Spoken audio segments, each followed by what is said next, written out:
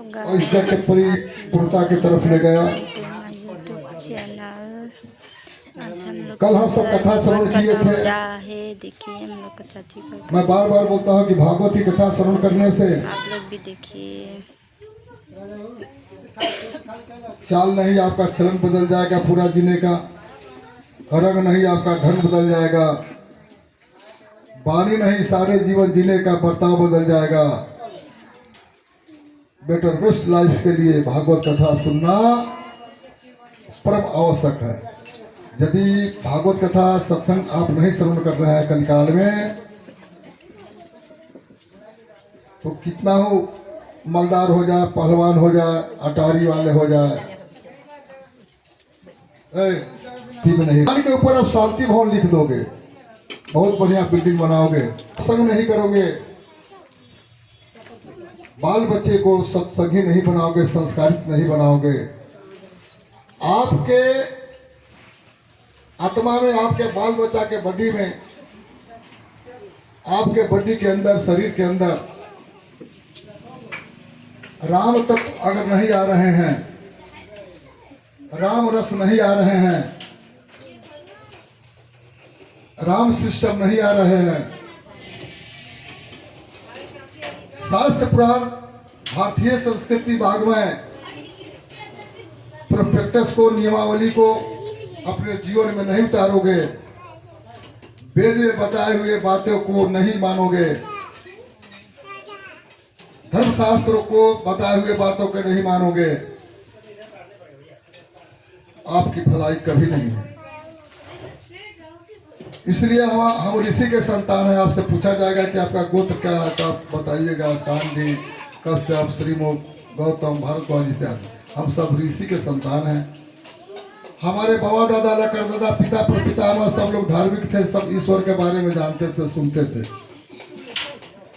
लेकिन मैं अपना दस्तावेज भुला गया हूँ। हम किसके खानदान के, हमारा दस्तावेज कहाँ चला गया, तो खेत तो दूसरे आदमी जोत लेगा ना भाई। खतियान नहीं होगा आपके पास तो आप राम के शरण में नहीं आओगे, राम कथा श्रवण नहीं करोगे, आपका कल्याण नहीं है। भागवत की कथा, घनश्याम की कथा, श्री राम की कथा, जिन्हें सुन कर जीवन धन होता है, जीवन धन होता है, जीवन धन होता है, जीवन धन होता है, जीवन धन होता है।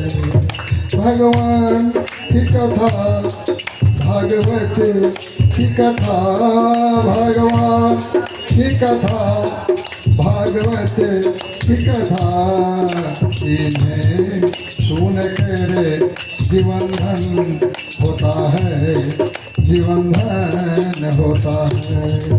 घनश्याम की कथा, हनुमान की कथा, हनुमान की कथा, और नहीं राम भागवत की कथा, लाइफ की व्यथा दूर हो जाती है। भगवान की कथा सुन किसी भी आप में आचरण, आपका विचार बदल जाएंगे। अगर आपका विचार नहीं बदला ना, तो आपके घर में आचार भी सड़ जाएंगे। तो अशुद्ध रहोगे तो आचार छू के देखो, वो सड़ जाएगा। जहां विचार गंदा हुआ, शरीर गंदा हुआ, तो कितना हो तेल पटा के रखोगे आचार में, उसको सड़ना। तो एक विचार आप अच्छा रखें, तभी आपके घर में अचार रहेंगे। और जिसके घर में अचार नहीं हो, भोजन में दाल भात चोखा चटनी पापड़ घी नहीं हो, तो देव माना जाता है। अगर यदि आप अपने पति देवता को, अपने भाई को, अपने पुत्र को बढ़िया परमात्मा की भोजन, शाकाहारी भोजन, राज भोग खिलाता ना, तो आपका बेटा पति मांसाहारी अंडा खाने वाला शराबी नहीं होता।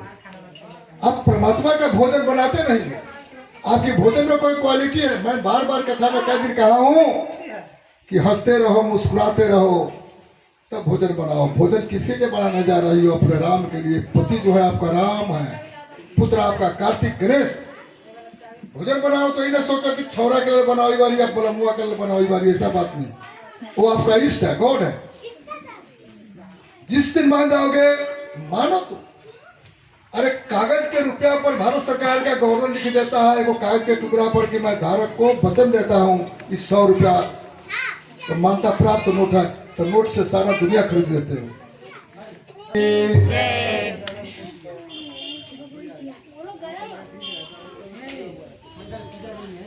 पुरुष अपने पत्नी को लक्ष्मी मान तो लो। आप अपने पति का शिकायत किसी से मत करें। आप अपने में सत्संग करके निपट लें। घर में बैठ करके राम चर्चा, बढ़िया काम, बढ़िया चर्चा हो, तरक्की के, प्रेम की। राम एक ही चीज का भूखा है। आपके घर में दौलत बढ़ेंगे, आरोग्य होंगे, पुत्र के प्राप्ति होंगे, रिद्धि सिद्धि समृद्धियां होंगे, धनवान बनोगे, बलवान बनोगे, पहलवान बनोगे, पवित्र बनोगे। एक ही राम से प्यार करो। और राम है तो माता पिता। एक त्रिदेव प्रत्यक्ष, तीन ही देवता है, मातृ पितृदेव, गुरुदेव, अतिथि देव। माता पिता यदि आपके खुश है, गुरु खुश है, तो आपके सारे के सारे कारोबार आपका बढ़ते रहेगा। एक रामचरितमानस में एक सुंदर कांड है जिसको आप लोग पाठ कराते हो हनुमान अर्थना के नाम से। उसमें चौपाई है, एक को चौपाई के कारण उसका नाम पड़ा सुंदर कांड। उसमें चौपाई क्या है? माता जी को लिए श्रीमती।